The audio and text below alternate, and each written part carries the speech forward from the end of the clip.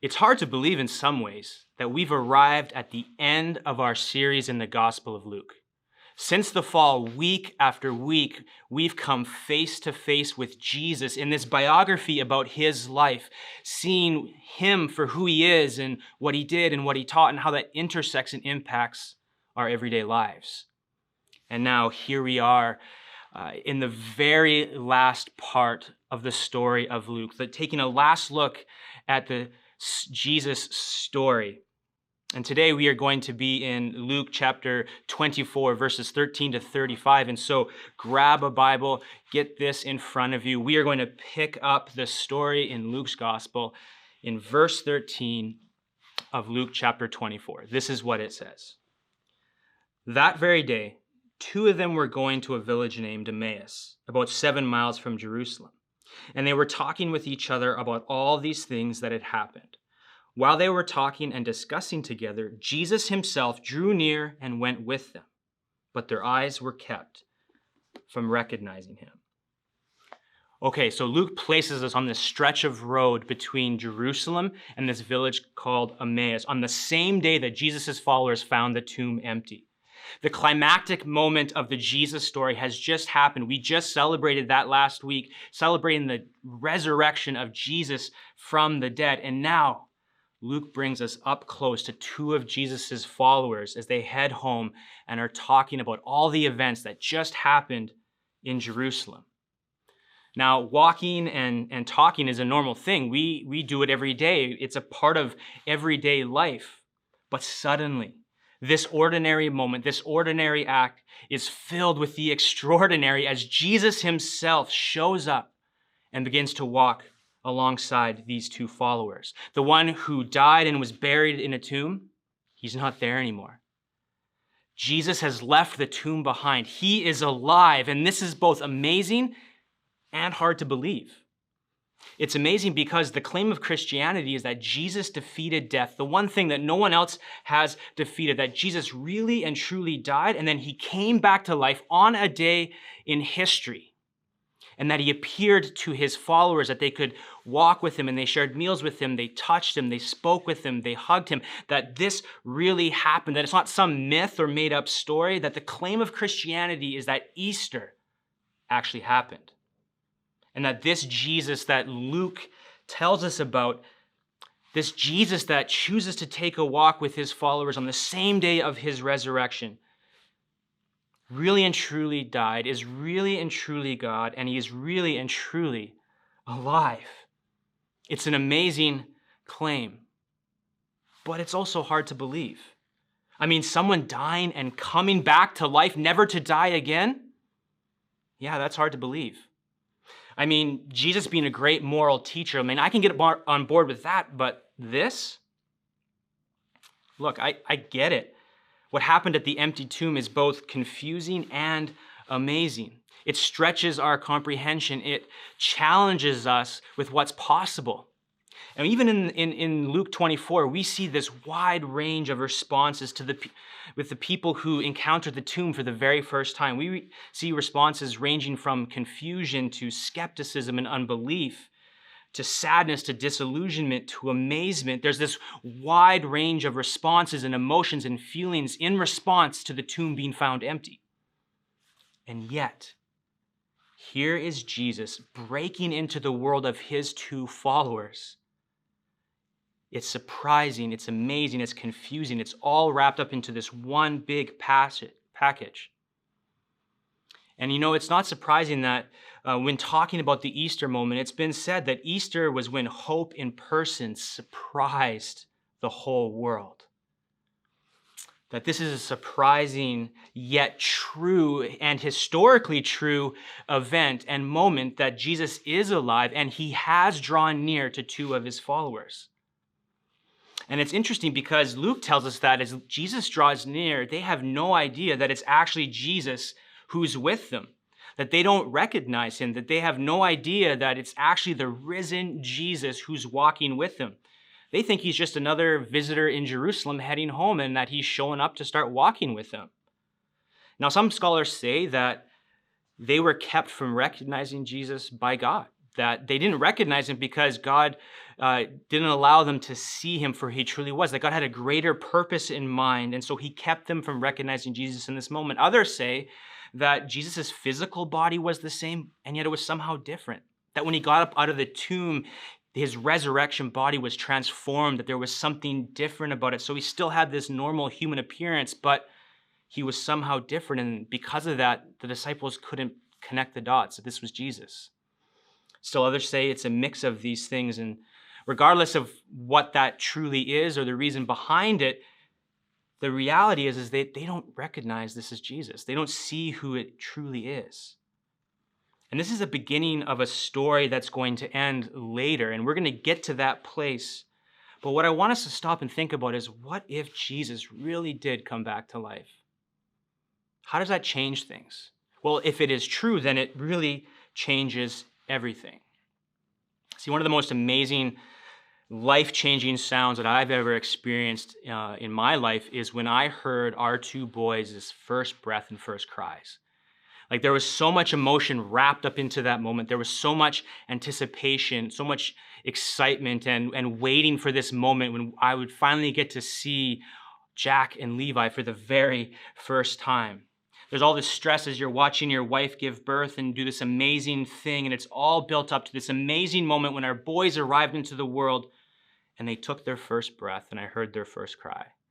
See, there was something within me that changed in that moment. I can't explain it. It's just this love welled up within me. There was this shift in my life. There was a shift in the way I saw the world, a shift in the way that I saw everything. And if you're a parent, you get that sound. You know that feeling. But as good as that sound was and is, I really do believe there is a better sound. The first breath that Jesus took when God brought him back to life. Just imagine that sound for a second. Jesus is in the tomb and it's dark. There's no sound and there hasn't been a sound for 3 days. It's still. Jesus' lifeless body is there. And then his first breath. Just imagine what that sound was like. What an amazing sound, the sound of hope and victory and new possibility and the possibility of new life. It's the sound of a new reality breaking into the world, that Jesus is alive and he has accomplished everything that needed to be done so that you and I could truly live. That first breath means that we are living in an empty tomb world, that Jesus is alive, that Jesus is near, and that Jesus does want to enter into your story and my story to journey with us, to help us see both the truth of the empty tomb and the reality of the one who got up and left the tomb behind. And so as this story starts, we have two followers of Jesus living their life on the journey from one place to another. Jesus shows up. We're living in an empty tomb world with all the possibilities and hope and victory of what Jesus accomplished being real in that moment. And that's where this story really gets going. Check it out in verse 17. It says this, and he, talking about Jesus, and he said to them, "What is this conversation that you are holding with each other as you walk?" And they stood still, looking sad. Then one of them, named Cleopas, answered him, "Are you the only visitor to Jerusalem who does not know the things that have happened there in these days?" And he said to them, "What things?" It's funny, Jesus knows what things. He experienced it, but he still asked the question. And they said to him, "Concerning Jesus of Nazareth, a man who was a prophet, mighty in deed and word before God and all the people, and how our chief priests and rulers delivered him up to be condemned to death and crucified him. But we had hoped that he was the one to redeem Israel. Yes, and besides all this, it is now the third day since these things happened. Moreover, some women of our company amazed us. They were at the tomb early in the morning, and when they did not find his body, they came back saying that they had seen a vision of angels who said that he was alive. Some of those who were with us went to the tomb and found it just as the women had said, but him they did not see." You know, it's fascinating how everything Cleopas says to Jesus is true, and yet he doesn't really see the full reality of who Jesus is and what Jesus has accomplished. I mean, look at this. Cleopas recounts the events that happened to Jesus in Jerusalem. He knows what happened. He might have even been there and seen some of it with his own eyes. And so he tells the events of what happened in Jerusalem back to Jesus. And then he also recognizes that there is something unique, something different about who Jesus is. He calls Jesus this mighty prophet, someone who spoke for God and did amazing things in God's power, things we've seen in the Gospel of Luke, like how Jesus healed people or brought dead people back to life, or how he turned water to wine, and how he used his voice to calm a storm, how he walked on water, mind-blowing things that no one else could do, that Cleopas and these followers had seen Jesus and heard Jesus do these amazing things, teach and live with such authority and power and beauty. And something had been awakened in them. They began to hope that something big was going on with Jesus, and they began to believe that he was the one that God had promised he would send to rescue his people out from under the rule and the reign and suffering under Rome. But then Jesus had died. And even though they had heard the reports of the empty tomb, they were discouraged, disillusioned, wondering what had happened and how it had all gone so wrong. It left them with broken dreams and unfulfilled hope.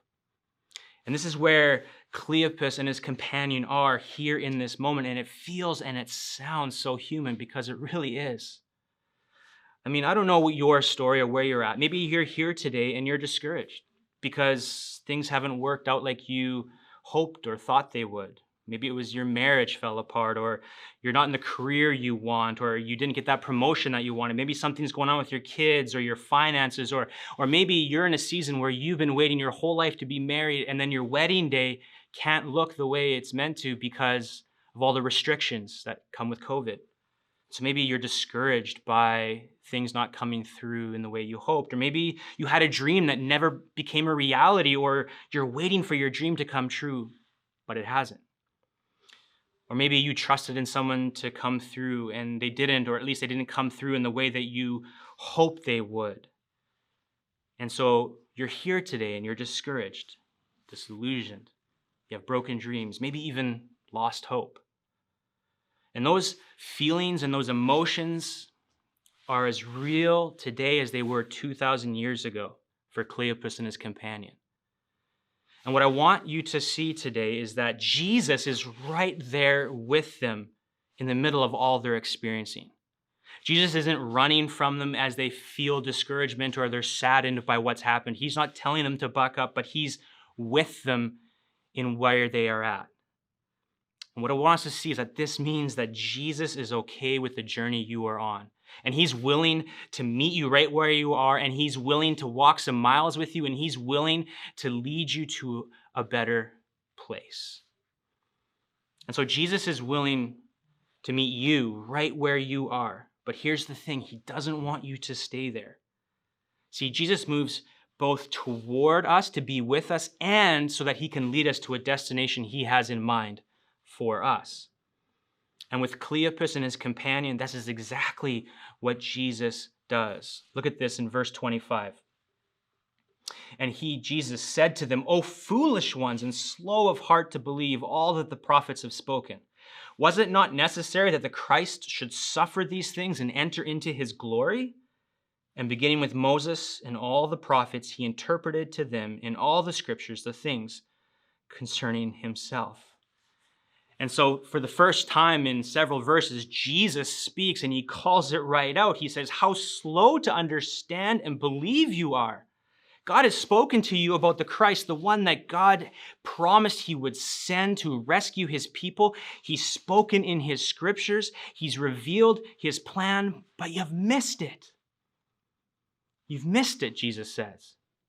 Now here's the question. What did they miss? What did Israel miss? What did God's people miss? What did Cleopas and his companion? What are they missing in this moment? The answer is that the one that they were waiting for, the one that God had promised he would send, would have to suffer before there was glory. See, one scholar summarizes the issue that Jesus is addressing, the struggle, the problem that Jesus is addressing by saying this. He says, what was their basic problem? They did not believe that all that the prophets had written about the Messiah. That was the problem with most of the Jews in that day. They saw the Messiah as a conquering redeemer, but they did not see him as a suffering servant. As they read the Old Testament, they saw the glory, but not the suffering, the crown, but not the cross. And so God's plan all along was suffering, then resurrection. But God's people saw it differently. They saw that God would save them from suffering, not through suffering. In parts of the Bible before Jesus called the Old Testament, in places like Isaiah 53, a prophet that God spoke through, and elsewhere, this has been God's message that there was a suffering servant who was to come, someone who was going to take our wounds and take our stripes, and that through that we would be healed. Even in Luke, Jesus has told his followers several times, I'm going to suffer and then I'm going to rise again. Like in Luke 9, verse 22, it says, the Son of Man, that's a title that Jesus used to refer to himself. The Son of Man must suffer many things and be rejected by the elders and chief priests and scribes and be killed and on the third day be raised. Suffering, death, and resurrection was always a part of God's plan. Death was the price Jesus paid so you and I could be forgiven and free. But Israel had a hard time seeing that. They missed it. They saw in part, but not in full. You know, it makes me think about this one time when I was playing junior hockey in Vernon. We were assembled at the arena. We were packing up the bus to go to play in trail. And at that time, I wore contacts a lot. And as I was about to leave, I noticed that my contact had some dust in it or something was irritating it. And so I took out the contact and I was washing it in water because I didn't have any contact solution. And as I washed the contact, it ripped apart in my hand. And my first thought was, oh no, like the bus is leaving. I don't have any extra contacts. Like, what am I going to do? And so I jumped on the bus and I'm thinking, and I realized that I am going to have to play this hockey game with only one contact.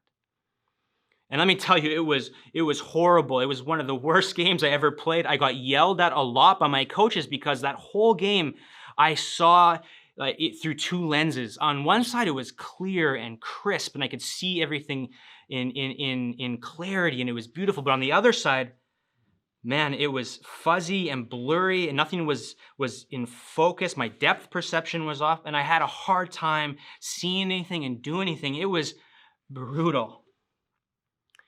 And when it comes to Jesus and the Messiah, God's people had a similar experience, is that they saw in part but not in full who Jesus was.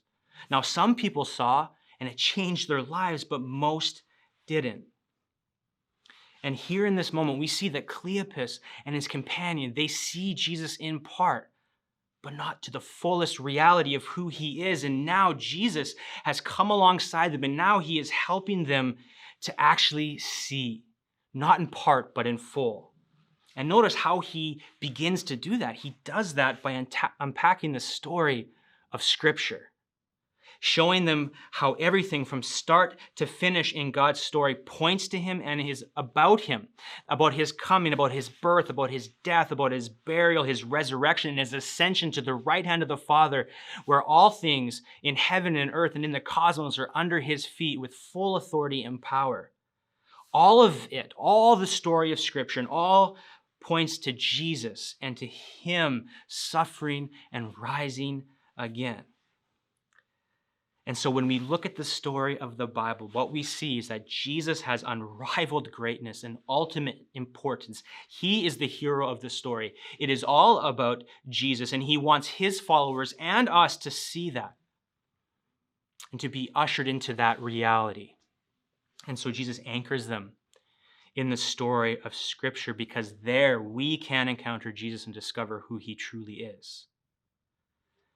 Now, at this point, the disciples' eyes, they're still not opened. They are starting to see, or maybe even experience a little bit, that this person who's with them is a great teacher, that there's something different, but their eyes haven't been opened yet, but it's about to happen. And Luke starts to take us there next in verse 28. It says this, so they drew near to the village to which they were going. And he, Jesus, acted as if he were going farther, but they urged him strongly, saying, stay with us, for it is toward evening, and the day is now far spent. so he went in to stay with them. So Cleopas and his companion, maybe out of a sense of cultural hospitality, maybe out of a bigger reason, they press Jesus to remain with them. They want to continue spending time with this stranger who has journeyed with them all throughout the day. And so this desire for Jesus to stay with them extends this journey and creates the opportunity for something more to happen. And that something more happens as Jesus shares a meal with his followers next. Verse 30. When he was at table with them, he took the bread and blessed it and broke it and gave it to them. And their eyes were opened and they recognized him. And he vanished from their sight. Now that's crazy. He just disappears. Verse 32, that they said to each other, did not our hearts burn within us while he talked to us on the road, while he opened to us the scriptures? And they rose that same hour and returned to Jerusalem. And they found the 11 and those who were with them gathered together, saying, the Lord has risen indeed, and he has appeared to Simon. Then they told what had happened on the road and how he was known to them in the breaking of the bread. And so the journey that Cleopas and his companion began in verse 16 ends in verse 31. Eyes that were closed become open to the full reality of who Jesus is. They see Jesus and they see that he is alive. And I want us to see that the catalyst for the eyes to be opened was an encounter with the risen Jesus. Which means that no matter who we are or what we believe to be true about Jesus, no matter what we believe to be true about the empty tomb, that the greatest evidence of the empty tomb is an encounter with the risen Jesus.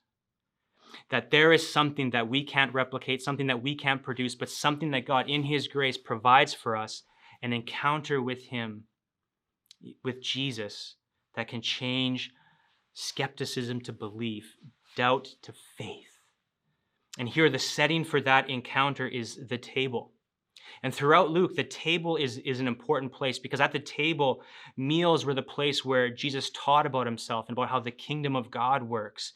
Meals were the place where people of all kinds, those from every social stratus of society, got together to experience a closeness with Jesus. It was a place of intimacy and encounter with Jesus and whoever was at the table. And this table is no different because as Jesus breaks the bread, his disciples' eyes are opened and they can see what they couldn't see before. Eyes that were closed become open. Despair and discouragement turn to joy. Broken dreams become burning hearts. They are awakened to the truth of the empty tomb and the one who left the tomb behind. And from this moment on, Jesus' followers went out into the world with burning hearts, filled with the good news that Jesus is alive and Jesus is near. And a movement was launched that changed the world and continues changing the world to this very day. It's a movement that you and I can be a part of. And what I want us to see is that these burning hearts doesn't mean happy lives. See, it cost Jesus something to rescue us, and it's going to cost us something to follow our rescuer. I mean, just to look at just these followers of Jesus, many of them ended up dying for what they believed about Jesus. But they had something that not even death could take from them, a burning heart that came from knowing that Jesus is alive and he is near. Nothing could put that fire out, not death, not confusion, not skepticism or disbelief that they encountered when they first saw the empty tomb. Nothing could keep that fire down because they had encountered the risen Jesus. And at the end of the day, this has been Luke's goal throughout his gospel, to introduce us to the person and the reality of Jesus, to help us see who Jesus is and what he did, to help us see that what God has planned, God has accomplished in Jesus, so that together with Jesus' followers here in this story and throughout all of time, the truth of the empty tomb would hit home for us and we'd be able to say together, the Lord has risen indeed. He is alive and he is near. And at the end of the day, no matter what I say, I can't prove to you that Jesus is alive, but Jesus can. And if we let him, Jesus will open our eyes to see what we can't see on our own, that he is alive, that he is near, and that reality makes the difference, not just on Sunday, but every day.